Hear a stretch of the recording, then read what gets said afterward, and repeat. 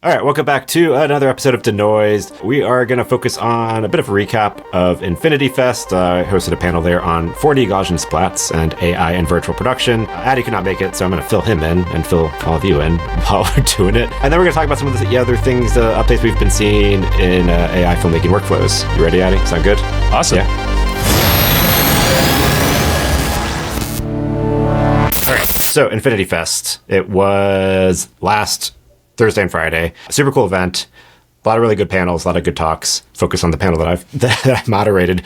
We had a panel on AI innovations in virtual production, but that was the real thing that we were talking about a lot was Gaussian splatting and 3D, nice. 4D Gaussian splatting. We had Paul. Look at you moderating big panels. Big panel, yeah. Boy Cavalier himself, Joey. It was good. I'm curious as well. I was like, I'm just going to ask the questions. I want to know as well. And there were like some good teasers at the end too of things that I wish we had more time to get into because I'm also still curious about them, like triangle Gaussian splats.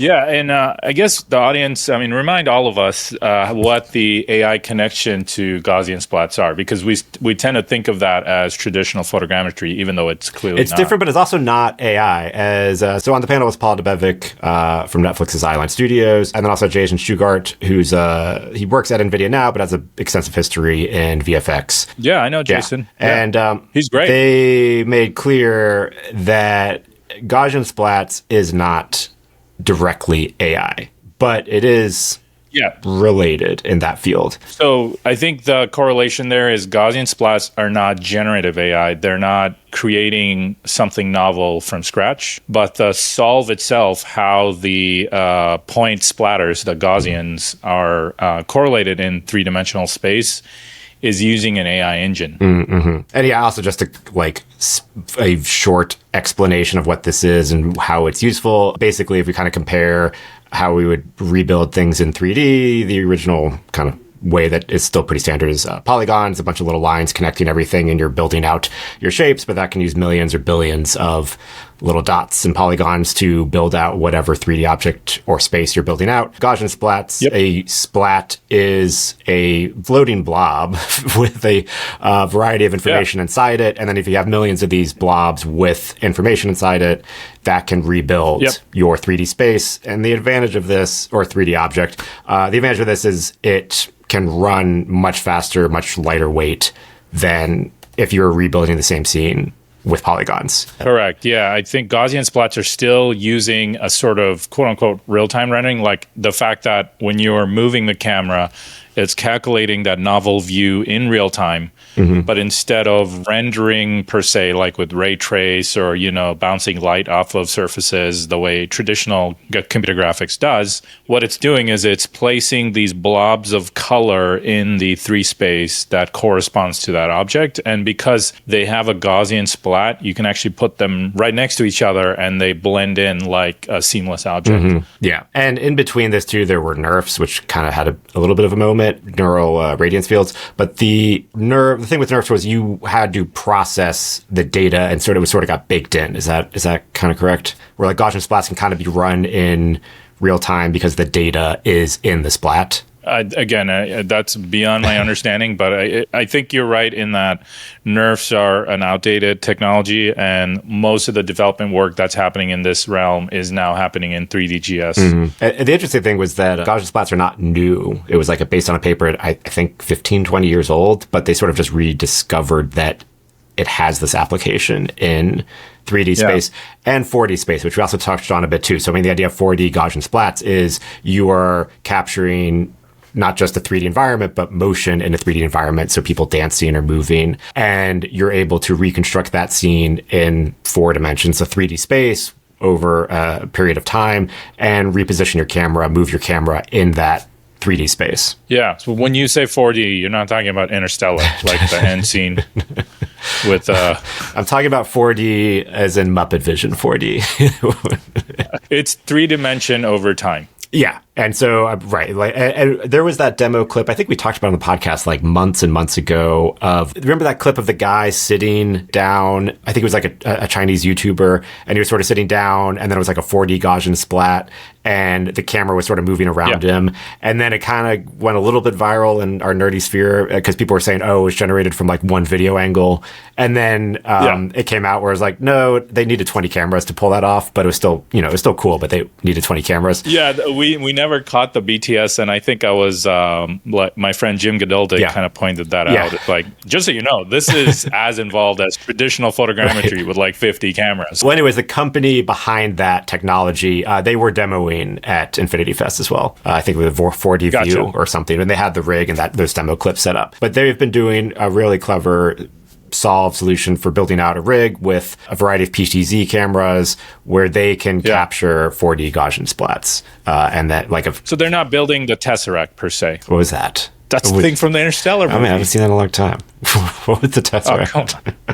I don't know if this Carl is... Sagan. I don't know if this is some real... Carl Sagan described 4 dimensions using an object called the Tesseract. Oh, that's right. That was in that Dark Matter book as well. Yeah. So like, like a cube shadow is a square. Mm-hmm. And a Tesseract shadow is a cube. Okay. Does that break your brain? Yeah, I'm trying to...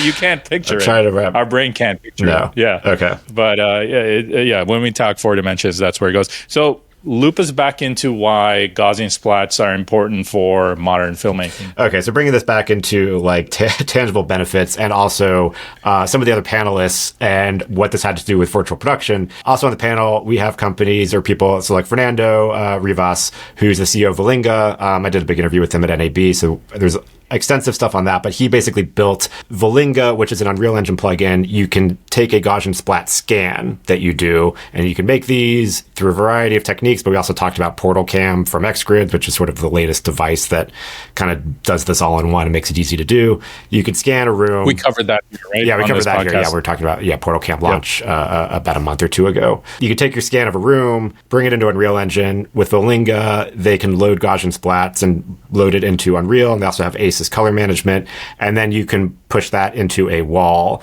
and basically you can have your environment based on a real life environment. Scan a room, scan a set. They've also been, using that a lot as backup. So you scan a set from production, if you have to do pickups later, or if like season 2 gets picked up and they weren't quite counting on a season 2, or variety of reasons, you can take a scan of whatever space you want and put it on a wall. And so that's like a very practical way. Also, they had a case study too of that Volinga did where they scanned Auschwitz, the concentration camp, and that one was they just did not allow anyone to film at Auschwitz if they were trying to do any type of production. They did a scan, and then now making that scan available to productions if they're doing a project around Auschwitz or that wants to use the location, they can put it on a wall and have that space digitally so they can film there digitally, but not disturb the actual site with production. There's so many places in the world where bringing that place into a volume or into VFX would be super beneficial. Mm-hmm. I mean, Auschwitz is one of them. Even something like the pyramids, where there's all types of permits and time, or just limitations, tourist, I'm sure, or tourist inconvenience. Chernobyl, like the show. Yeah. Like if you were to recreate that in a volume, that's probably the best way to do it. And I think the advantage over traditional photogrammetry, where you take, hours of video or thousands of images, is that there's a big solve process, and a lot of it is hand done. Mm-hmm. Traditionally uses reality capture, which is now acquired by Unreal Engine. And you're talking about not just running it on a super fast computer with a lot of GPU power, but an artist manually going there, cleaning stuff up, aligning things, and it's tedious work. Versus a Gaussian splat, you upload the images, and if you shot them correctly, it should more or less, quote unquote, solve for itself. And then you get this sort of super lightweight file back, which is like 100 megabytes, not like 10 terabytes or whatever. Yeah. And that could then, in real time, kind of sort of render it as your camera moves. Yeah, I mean, other practical use, we've seen with Lightcraft Jet Set, their value prop is you can use your phone as a camera tracker, and you can load in your 3D scene into your phone. So when you're filming, you can roughly comp in and see your 3D space. You could bring in Blender and Unreal scenes, but they're going to be kind of heavy. But you could also bring in Gaussian splats into Lightcraft Jet Set on your phone and see this in real time on your phone. And because the splats are much more lighter weight, you get a better experience when you're filming. I'm curious to know what Paul Debevec said at the panel, because as you know, he's one of the most respected folks in VFX today. So I'm just curious what he said. So yeah, I mean, Paul, he kind of talked about a lot of the basics that we sort of just covered now of like what is Gaussian splatting, both 3D and 4D. He also sort of alluded to a paper that they've got coming out at SIGGRAPH Asia on super resolution techniques to achieve extreme close-ups from large volume capture. So we didn't get into more detail about that, but that's a paper that they've got coming out soon. And then he also sort of talked about some of the limitations of Gaussian splat. So the tools to edit a Gaussian splat, like a scan that you make, they're still limited, you know, definitely not as much as the existing 20, 30-year pipeline of working with polygons.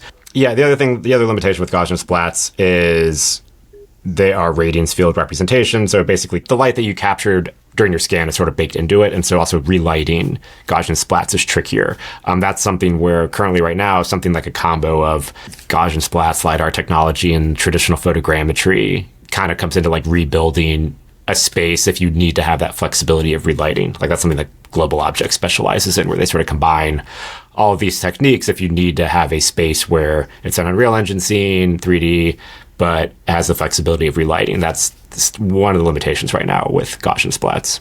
For sure. But the advantage to having baked lighting is a lot of the reflections are super accurate. Mm-hmm. And it just looks like photogrammetry a lot of times totally messes up like glass or metal, shiny objects. Whereas Gaussian splats are really good at that stuff. But then again, it's baked in. And then the other thing he sort of alluded to, but we didn't get into details, and so maybe we'll try to break this down in the future, was, we've gone from polygons, we've gone to NeRFs, now we're looking at Gaussian splats. What's after that? And triangle Gaussian splats are what was alluded to, but didn't really get into details about that, and I have not looked it up. But I know there's some papers out about that. I'm guessing it is a combo of polygons and Gaussian splats. Yeah, I would imagine tris would be more computationally efficient for GPUs because GPUs are really built for tris and quads, like the math behind just computing 1 million or 1 billion tris at a time in parallel versus a Gaussian splat, I think, is a sphere. So geometrically, it's more complex. Okay, that makes sense. Okay. So moving to tris would give you infinitely better it'd be resolution. like sort of the data stored in sort of instead of like a sphere-y blob, more of a triangle-y blob. Triangle-y blob, but the triangle is a flat triangle, which is a natural unit for modern computer graphics. All right. Okay.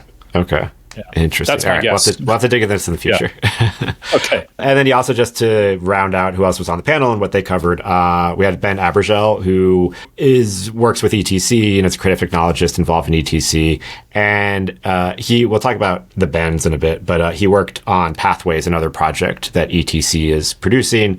And they were initially trying to do some form of 4D Gaussian splats with a few iPhones.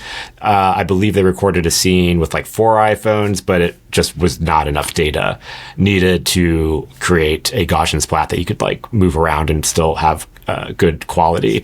So they shifted to a workflow that was more something we've talked about before of like iPhones, Lightcraft Jet Set, B-Bowl, real actors, green screen space, and then restyling the background with like a kit bashed kind of Unreal Engine scene, and then restyling that with video to video with AI later on. The thing, going back to the original 4D Gaussian splats that they're trying to do with the iPhone, I did ask like how many iPhones would you actually need to successfully pull that off? And he thinks probably around 20 to 30, the same number that the other Gaussian splat videos are using. And then lastly, Ella Roberts, she was the AI supervisor for the Wizard of Oz upscaling at the Sphere, or upscaling's not the best word. Magnopus, I believe, did all the work. Yeah, she works with them. She's the creative AI supervisor. And in broad sense, we kind of talked about the workflow and pipeline of what they did, but obviously couldn't get into too many details. But yeah, I mean, that was just sort of a whole different project in taking existing formats and sort of breaking them down from the original film and then rebuilding out each scene for the 16K massive landscape of the sphere. Yeah, it's a nice cross section of the industry on that panel. I mean, you have everybody from like tenured, one of the foremost experts like Paul, all the way up to like you on the AI frontier side, Gabirlelle on the, sphere and location entertainment side. And then you also have NVIDIA. You have Jason from NVIDIA. Yeah, no, it was really good. It was a really good It's panel. a really cool panel. I'm bummed that I missed it. Yeah. And shout out to Corinne for assembling that panel. But also want to talk about one other thing while we're on Affinity Fest, because there's another really interesting presentation about upscaling regular AI outputs, which are usually 8-bit, RGB, 720, maybe 1080 output to 4K cinema quality 16-bit EXR files, which we've talked about how Ray 3 from Luma, their cool thing is they can do that in the output and the generation. But what if you don't want to use Ray 3 or you have other outputs? What is this workflow? And so what if you just want to upscale? You already have the generation done. Exactly. And so this is a really interesting workflow where that ETC's other project, The Bends, which is sort of this kind of cute animated short with like a fish, deep sea fish underwater, kind of traveling around and making its way to the surface. They built out a pipeline using a variety of Topaz's models. The local model has nothing to do with Starlight. And so basically they would take their source footage, they would run it through Nix denoise, kind of strip out the noise from it, then run it through Gaia Upres, which is one of their other models. And then there were a couple other steps in the process, which I don't have in the screenshot that I took. But basically it was like 3 different Topaz models. And then out of that, they were able to get much more detail, much higher quality EXR file, 16-bit, that in the color grade and everything else, they just had a lot more latitude to adjust the shots, match the shots, something that you would, be used to if you were shooting with a cinema quality camera. Yeah, it's really interesting work. The thing that fascinates me more about the resolution upscale is the bit depth upscale. So, when you talk about typically 8-bit is 0 to 255, right? So if you have, your sun in the frame, the highest value that sun will have is 255 versus real world dynamic range, like what our eyes see, is it won't be 255, it'll be like 1 million units, right? Yeah. So how do you get that crazy of a dynamic range and how do you create it artificially, interpolated just from that frame? Right, from having this kind of crappy source frame that you're able to pull and generate all this data. Yeah, it was really impressive. And I wish I had a shot of the waveform monitors because they had before and after the waveform. And that's where you could really see the latitude you get. And also the other advantage is it reduces banding a lot. It's a banding. It's just because there's limited, if you're an 8-bit, it's limited amounts of color space. And so, especially because this short film took place in the deep sea, so there's a lot of dark shots. And so even with the kind of gradients and some of the shadows in the dark, you would see the banding lines. And this upscale process, and you could see it in the waveform monitors where it went from very rigid steps in the waveform monitor to a much more gradual curve, which is what you would want to see or normally see, where you get more of a nice gradient with your color space.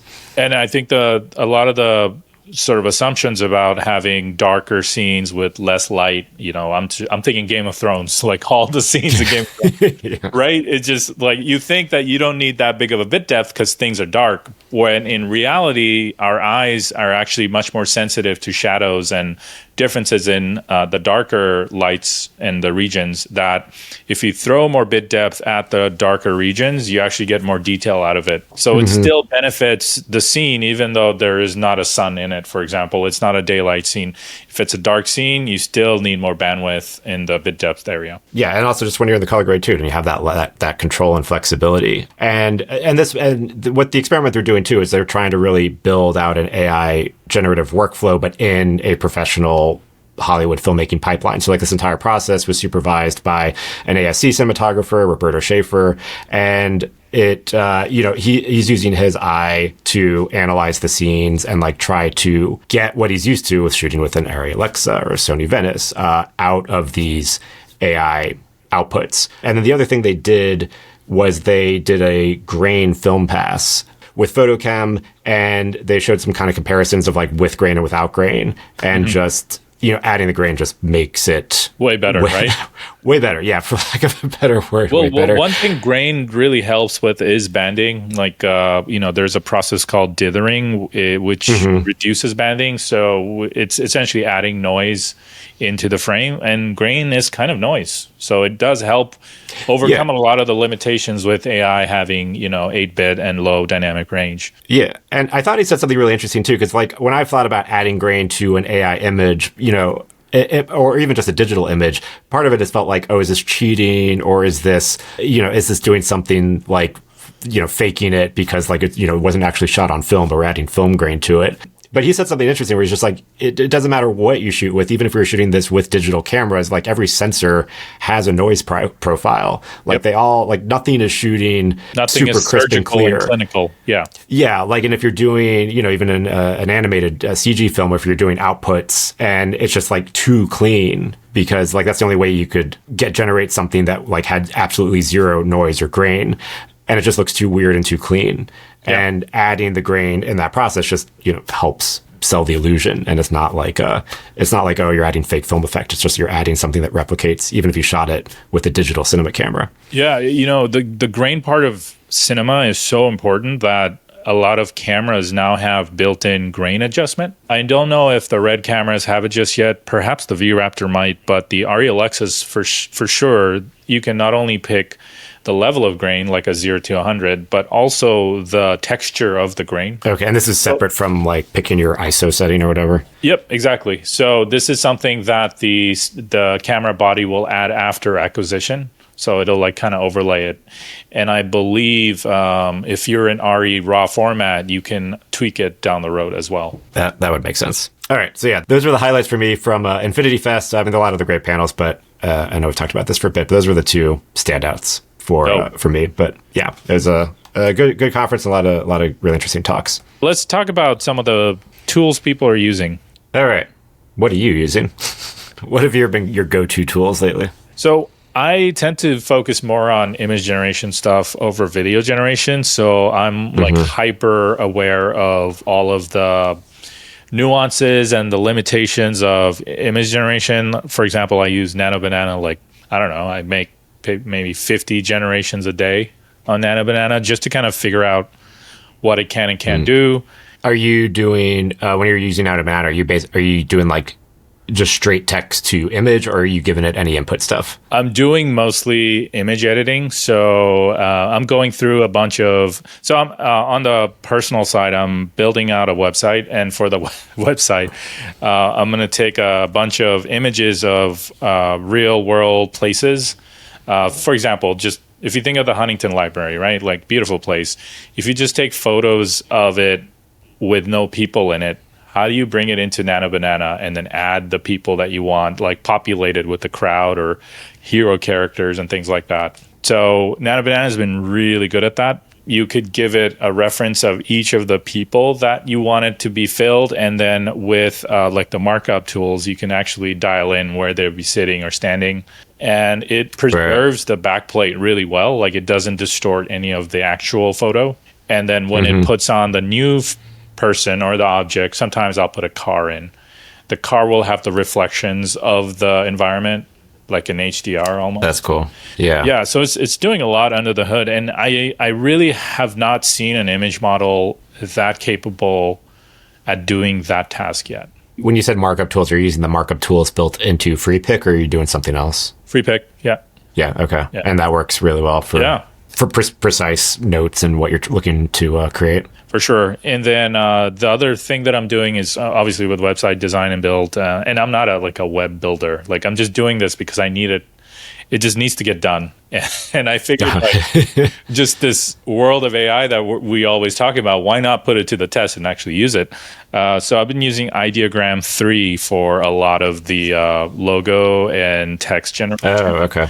And even motifs and stuff, like design elements of the website, like for example, if you have like a tractor or something and you want like a hand illustrated version of that tractor, like you can put it through Nano Banana, get a tractor back, and then put it through Ideogram and make a font in that style and have the text reflect the logo and live in the same sort of ecosystem. That's cool. Have you done anything where you've had an AI mock-up of the website and then give it to like Claude or something to make the website based on the mock-up? So right now I'm playing around with Framer AI. Framer is okay. What's that? Yeah, Framer is like a known tool like Wix or Squarespace where you can build websites. Okay. So they have an AI engine built into it that's quite good at. It'll give you a skeleton of a website, and then you can go in and you can, add animation, add text, add another page, and so on. There's just so much AI tools at your disposal. Have you done a comparison with Nano Banana and Seedream? Because I feel like Seedream's probably the closest. Seedream 4, where you can give it 16 or 20 input images. All the time. What have you found any Nano Banana cons? is more built for quote unquote production. Like it has a more photorealistic output. It tends to understand compositing better. It tends to understand like what I just mentioned, like image-based lighting and sort of some of that stuff better. Seedream, I would say, is better for creative, completely novel outputs. So if you're creating the world from scratch, I think go to Seedream and get a weird, wacky view of the world that you've never could have imagined. Versus if you already have a photo and you're just trying to do essentially Photoshop on it, then use Nano Banana. I will say I've also found this tip a week or two ago from Henry Daubrez for Nano Banana, where sometimes I've had issues when I'm trying to give it an image and then change something in it. And then the prompting sometimes be like, change this or, replace this. He says that the best prompt is show me. So show me an aerial shot, show me a side shot of that person, show me blah, blah, blah, blah, blah. So I've been using that more, and I have found that does work pretty well as a prompting trick. I'll keep that trick in mind. Yeah. And the other thing with like Seedream and Nano Banana both is like you can prompt it like 1,000 sentences, no problem. It'll swallow it up, Whereas I think there was like a 500 character or 500 line limit on the text encoders before. So if you're in comfy UI land, if you use like T5 or XXL for the clip encoder, I think those things have a 500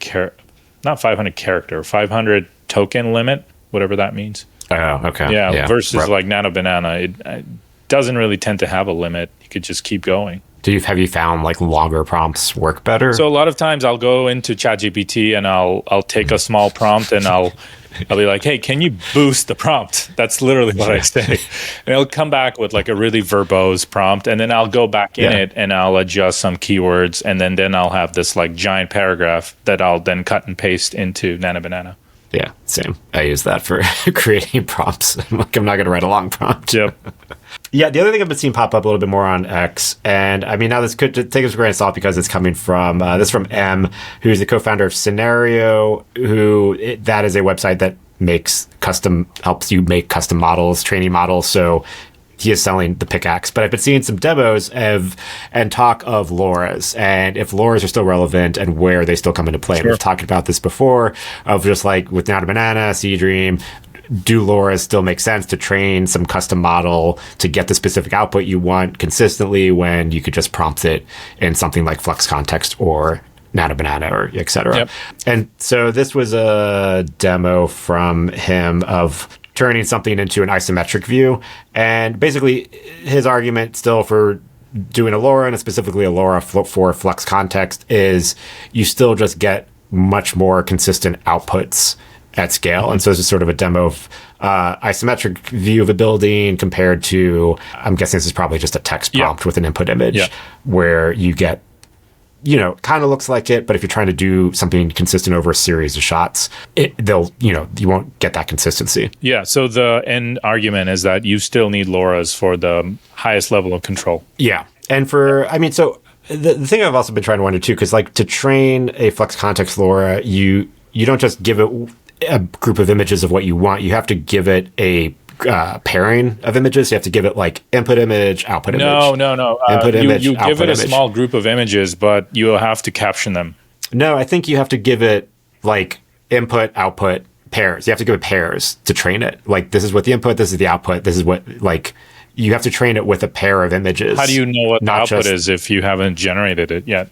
That's the thing. You got to make the output. Like, so you have to modify, 20 or so images to the output that you want in order to train it. And so that's where I've been wondering. It's like, so do you just do that, with Flux Kontext or Nano Banana yourself and just kind of refine it so it looks really good, so you have that pairing, or do you modify this elsewhere? That's the part I've been a little fuzzy on, because with some of these models, you have to give it the pairing to train. You can't just be like, here's, you can't be like Mid-Journey mood board where you just make a mood board of like a bunch of images that you like, and then that sort of trains the model of what type of output you're looking to get. That's interesting.